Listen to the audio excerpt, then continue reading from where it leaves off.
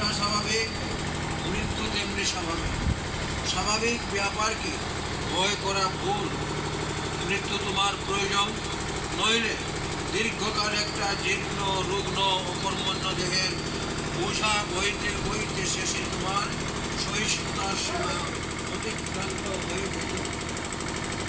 মৃত্যু আছে বলেই জোড়া ব্যাধির হাত থেকে তুমি রক্ষা পাবে।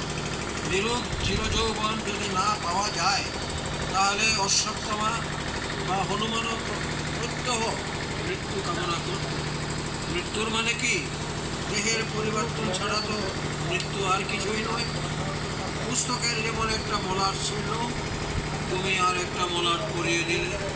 পরিধানের একখানা বস্ত্র ছিল, তুমি আর একখানা বস্ত্র পরিধান করলে।